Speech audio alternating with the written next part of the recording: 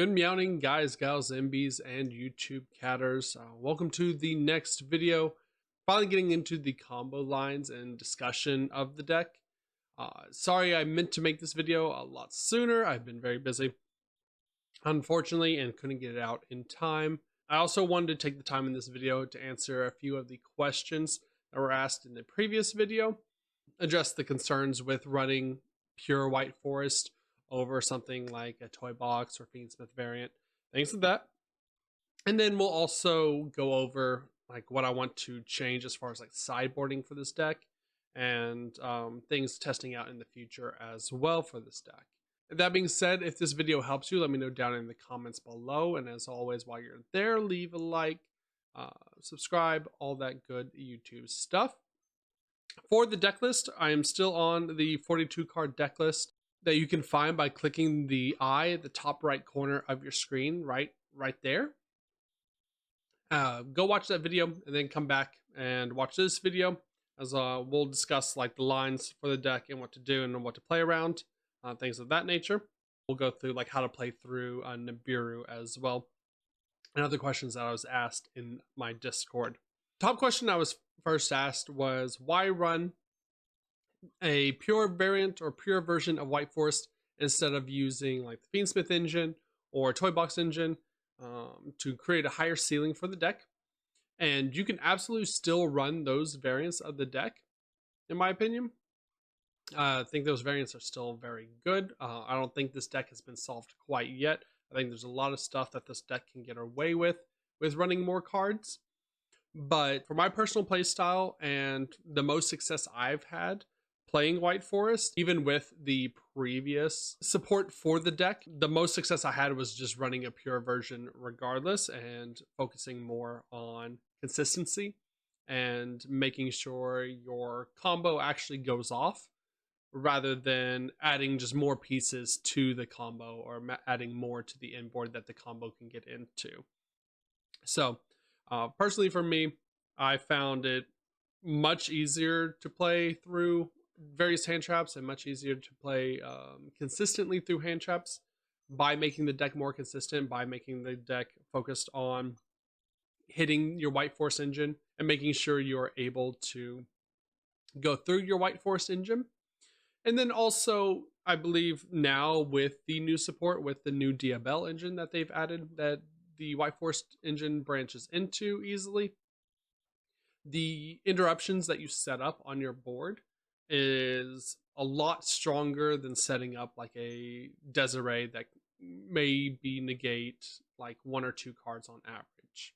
And if you were to like combo through your Fiendsmith lines and were interrupted in any way whatsoever, you're having to sacrifice those bodies, those extra Diabel monsters and things for your Fiendsmith lines. And honestly, I think the Diabel cards are very pushed and very strong, if not in and of themselves, but in my opinion, stronger than the Fiendsmith stuff for this deck. The other question that I was asked a lot was, why are we playing Azamina debtors? And Azamina debtors for 2 reasons. One, of course, the obvious, the field spell locks us out of dark monsters for our turn.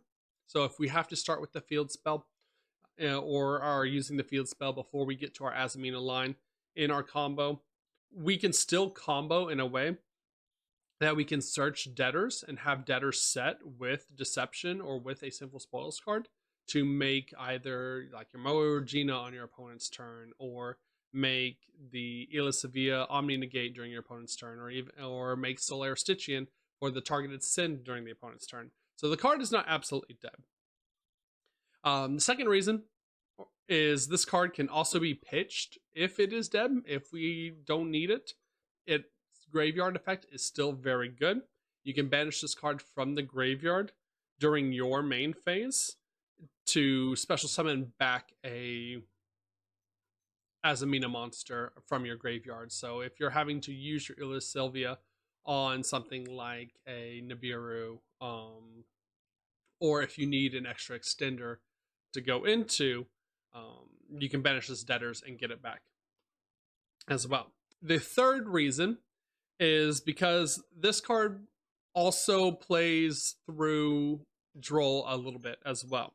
It's also a good installation for Droll, because if you specifically open this card and any one of your sinful spoils, so your wanted, your sinful spoils of the White Forest, your deception, even your Diabel Star of Vengeance, or your sinful spoils Morium, you can go Azamina debtors first and start off with your Illicivia before you even go into combo. That way you're insulated against Droll from your first search. You can also even go Azamina debtors in the main phase. You can go Azamina debtors chainlink 1, chainlink 2 wanted. Debtors sends the wanted like it's a hollowed Azamina. And still get your Diabel Star search and still have your Illicivia if they want to try and Droll you after your wanted search. So I could see this card being cut. I don't think it's totally necessary, but for those 3 reasons, it at least has a place in the list right now until I decide either I want to go up to a 43rd card, or I want to cut it to put in a different card like a Triple Tactics Talent or Cross Out in main deck. The card does get sided out going second though, but we'll talk about sideboarding patterns and things as well towards the end of the video. I forgot to mention that earlier. Let's go through a couple of combos that I wanted to discuss. One of the questions I was asked in the Discord was, how does this deck 1-card combo with the White Forest field spell? All right, so we'll have our Witch of the White Forest, and let's just put a blank here. Let's put a Foolish Burial Goods. Foolish Burial Goods is technically not a blank in this deck. It's actually very good, but for the purposes of this combo, we'll just go through it like this. So also for the purposes of this combo, we're going to pretend opponent has no interaction, of course, because otherwise this combo would be very different. Also, it would be stuffed by the first Ash Blossom. It's not a good line, don't get me wrong, because it loses to that first interaction if you're just 1-card comboing with Witch. But this line did come up in a game against Fire King that I had. The only interaction they had in hand was Special Summon Kieran, Pop Ponix, and we had a Call By in hand anyways to call by the Ponix. So enough talking. We'll go activate Witch of the White Forest, the field spell. On activation, it's going to add a White Forest monster. You're going to have to add Elzette of the White Forest with this search. And then we'll activate the effect of Elzette in hand, sending that Witch of the White Forest to special summon our Elzette. Elzette is going to add us our Sylvia, of course. Then we'll go normal summon Sylvie.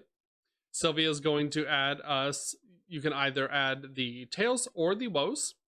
We're going to add the Tails just in case. Now we will make our level 6. We will make Resilia. Resilia is going to dump the Tails of the White Forest for cost.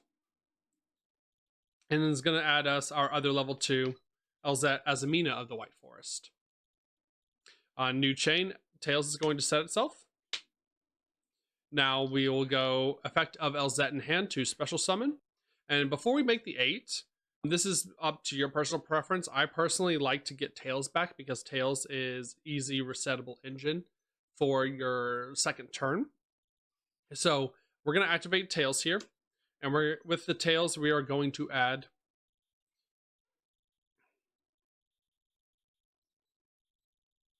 the Diabel, the White Witch here. So now we'll make our 8. You'll make Diabel, Queen of the White Forest. Elzette Azamina is going to go Chainlink 1 to search a Sinful Spoils. Then Chainlink 2, Diabel, is going to activate to add back a spell or trap. We're going to get back that Tails. And then we are going to add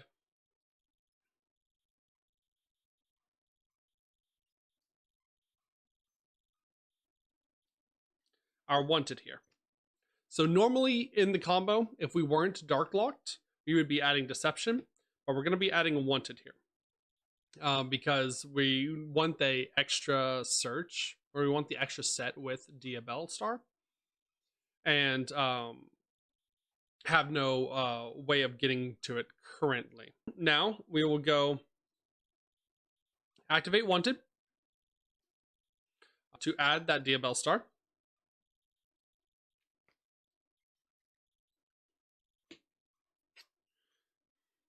We will go effective Diabell star, pitching the blink. And then Diabell star is going to set our deception.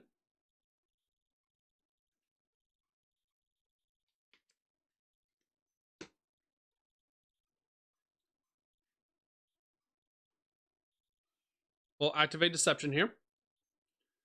And before we activate the effect of deception, we're going to shuffle back the Resilia and special summon our Sylvie out. So now we have a free tribute for the deception in our Sylvie. We want to keep this Diabell star on the field as much as possible. So we'll tribute the Sylvie, and instead of adding Hallowed Azamina, we are going to add Debtors. Last but not least, we will activate the effect of Diabell's in hand by pitching a spell or trap.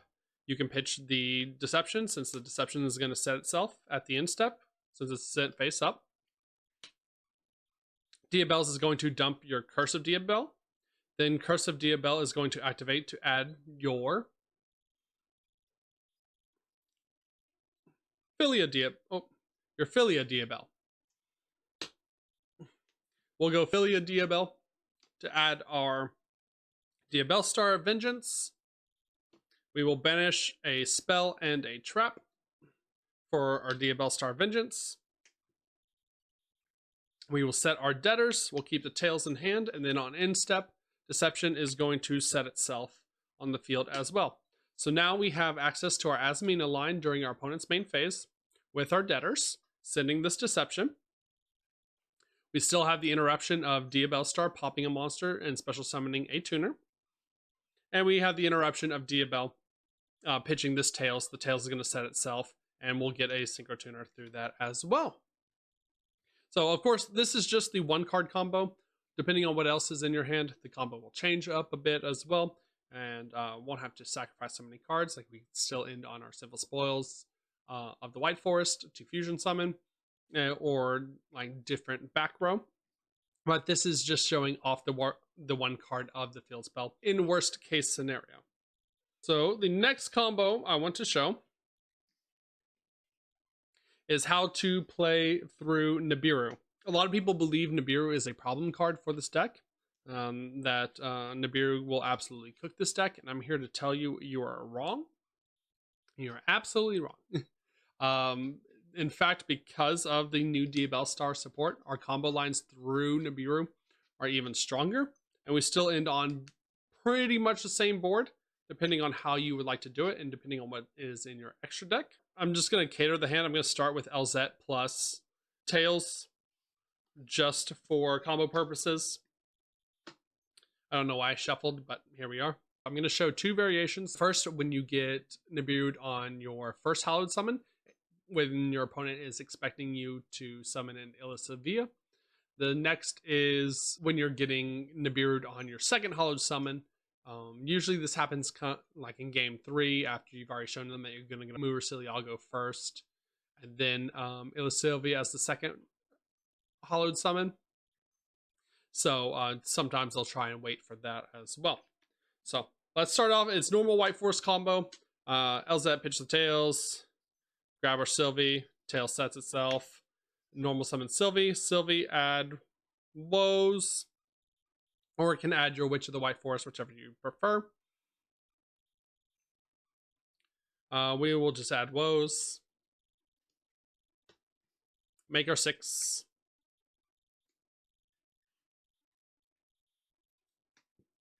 Resilia is going to send the Woes. Resilia is going to add. We will get the, you'll get the Aza Elzet. And then Woes is going to set itself. Effective Aza Elzet is going to special summon. So that's 1, 2, 3, 4. Before we synchro summon into our Diabell, we're going to activate our Tails to add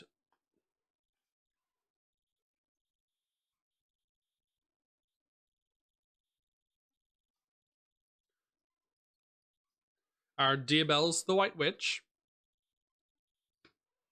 And then we'll go into our 8. Make our Diabelle, the Queen of the White Forest. There we go, put you there so it's not in the glare. Chainlink 1, LZ Azamina, Chainlink 2, Diabelle to block and add back the tails. And then LZ Azamina is going to add back our Deception. Okay, so technically they can Nibiru us here. This is our 5th summon. Normally, they're going to wait for your Omni to come out to kill you before your Omni, or let you commit even more. So we'll go to the first Hallowed summon. But we do have plays through this as well. Typically, we're going to go Sylvia effect, of course, to special summon, shuffling back the Resilia.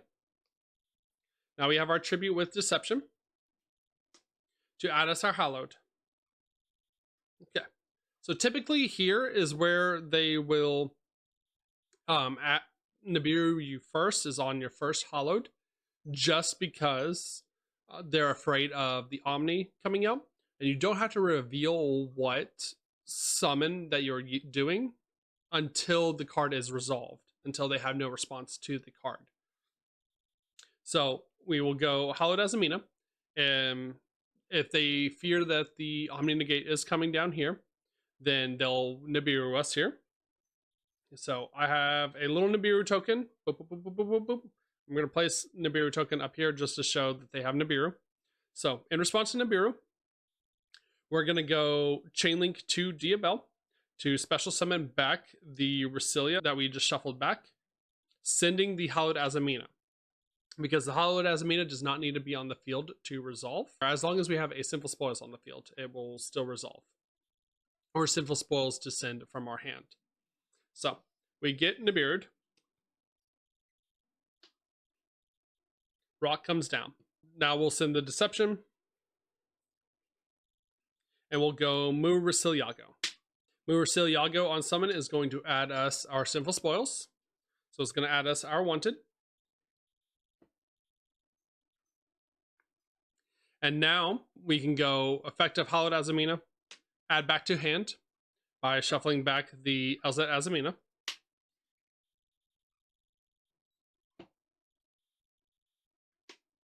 And then we will go Hallowed Chain Wanted. Wanted is going to add your new Diabelle Star, the Diabelle Star Vengeance, rather than the other Diabelle Star, because Diabelle Star is also a Sinful Spoils card.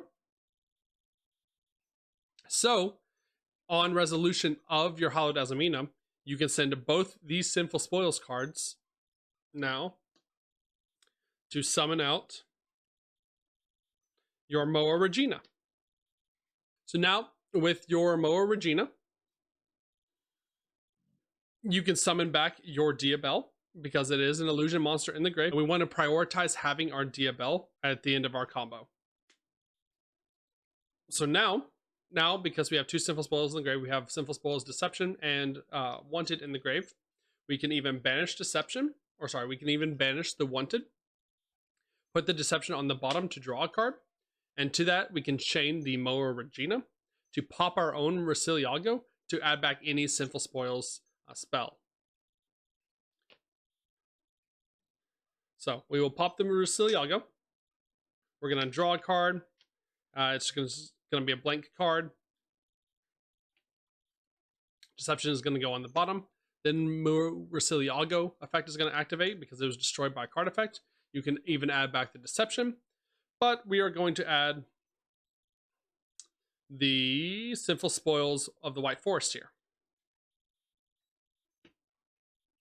So now we have effective Diabelle's in hand. Special summon, pitching that Sinful Spoils of the White Forest. Effective Diabelle's Chainlink 1, Sinful Spoils Chainlink 2 to reset itself. We will dump the Curse of Diabelle to make sure we have access to our trap in the grave.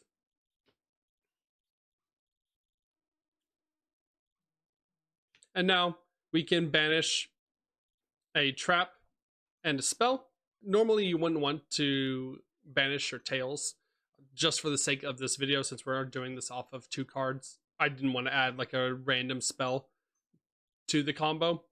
But if you draw a blank, if you have a blank spell or trap or anything else really that you're not going to use, do that instead of your tails. And now we special summon our Diabell Star Vengeance here. So now, because they still have a Nibiru on the board, we have a target now for Diabell Star Vengeance. We can use our Diabell Star Vengeance to pop their Nibiru by paying half our life points and special summoning out any one of our Synchro Tuners. And we'll summon out our Poplar.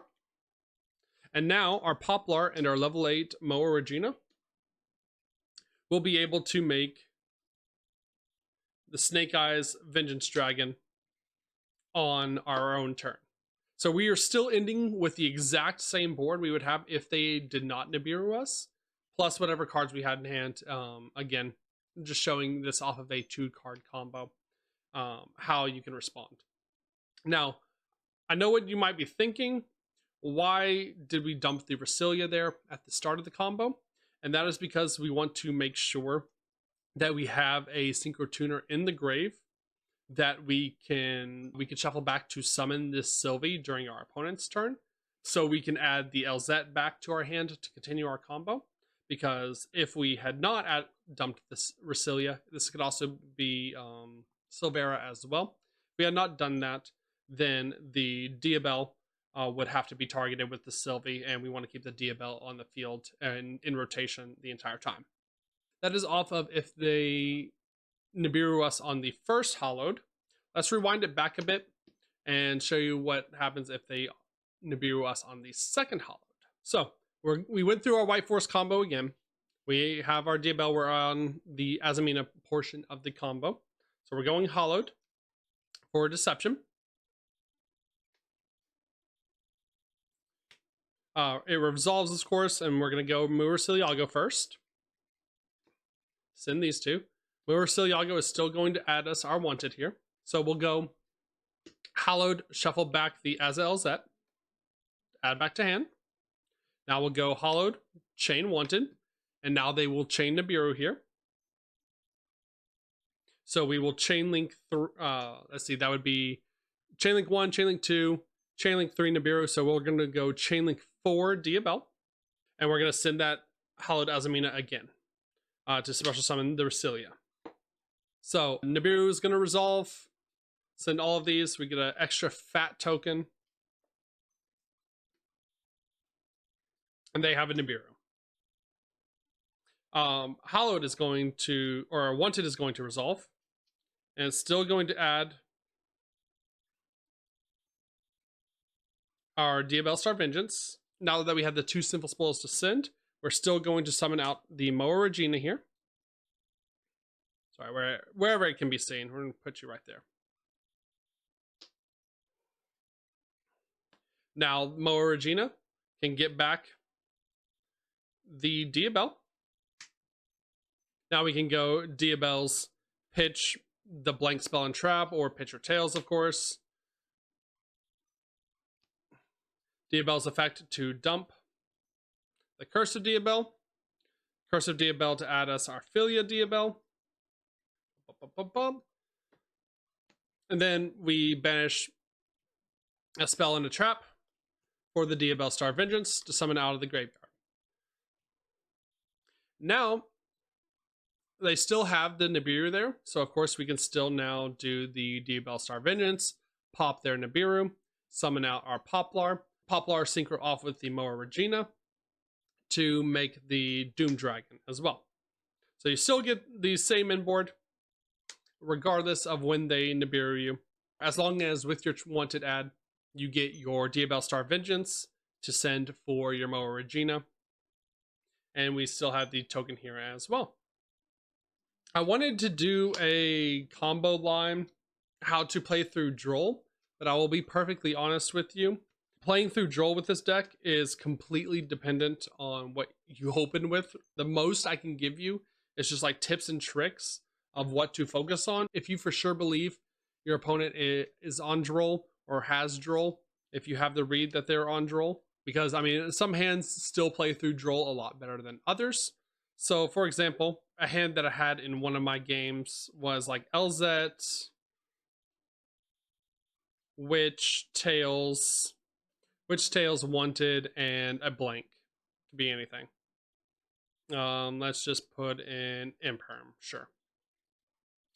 I don't remember what the 5th card was, but remember these 4 cards, because these 4 cards are all that mattered. So normally you would start out with your search of LZ, search Sylvie. You get Drolled there, and pretty much your turn is over since all these cards add. Outside of Wanted, we can chain to the Droll to add a Diabell Star. What instead, if you're playing around specifically Droll, instead of adding Sylvie with your LZ search here, we are going to add a different card. So we're going to go LZ, send this Tails, and instead of adding Sylvie, we are going to actually add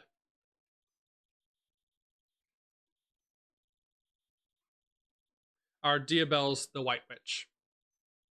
The reason why we're adding our Diabell's the White Witch here is because we have access to Tails on a new chain setting itself.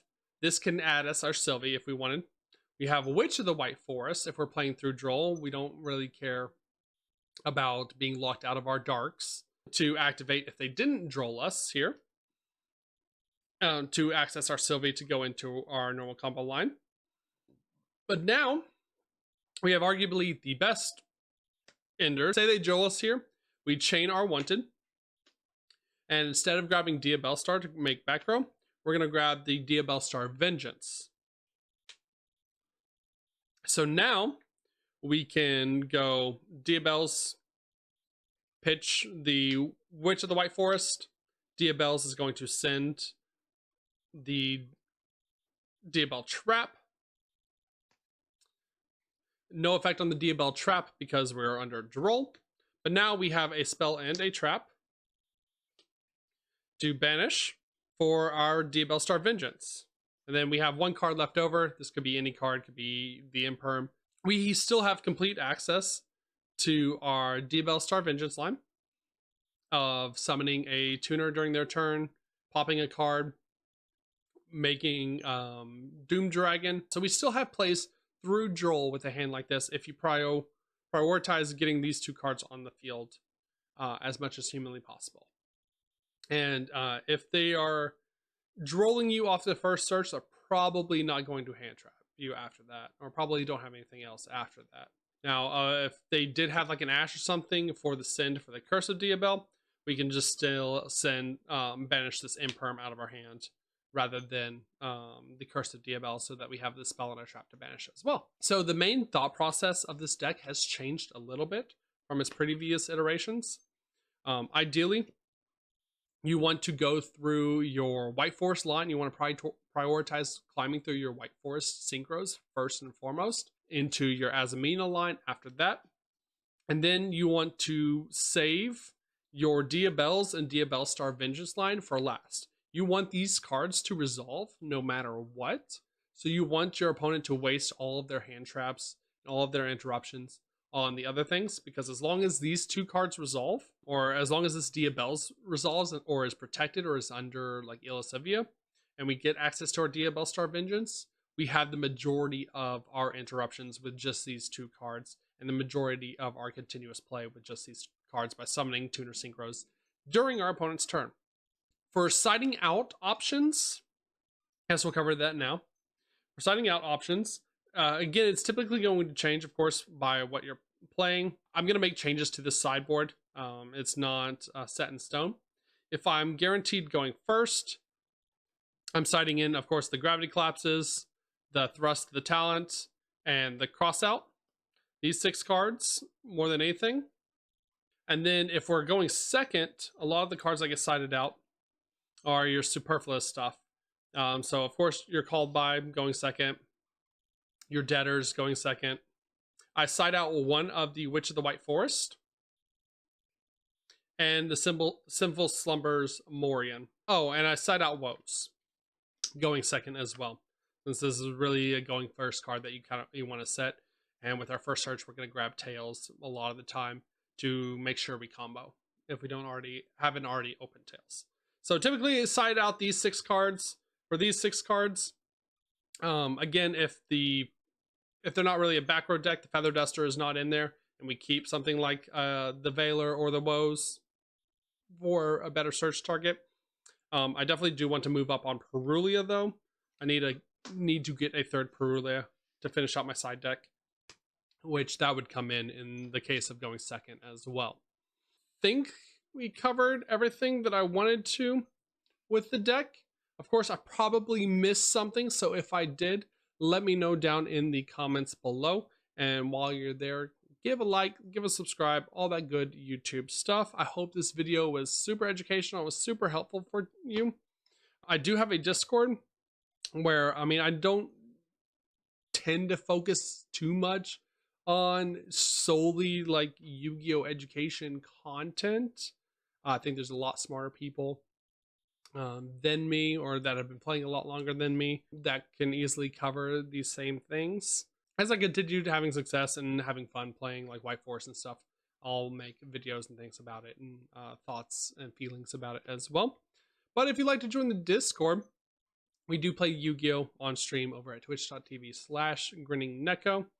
And I've been asked a couple of times already, or by a couple of different people already, for coaching sessions or like advice, things like that. I'm always willing to help out and kind of not necessarily like teach the deck, but point people in the right direction, help them with what they're struggling with, help them with matchups or what to look out for. I think this deck is very intricate. A lot of people complain that this is just like a combo deck, that it's like 30-minute turns, all that good stuff. But the interactions and things that you have with this deck, you really have to know what your opponent is on and what to play around to kind of see a lot of success for this deck. And that's what I enjoy about it. It's not just like one note, I'm just going to go through my line no matter what. It does have weaknesses, it does have a lot of strengths. So that being said, I hope you enjoyed the video, and as always, good night.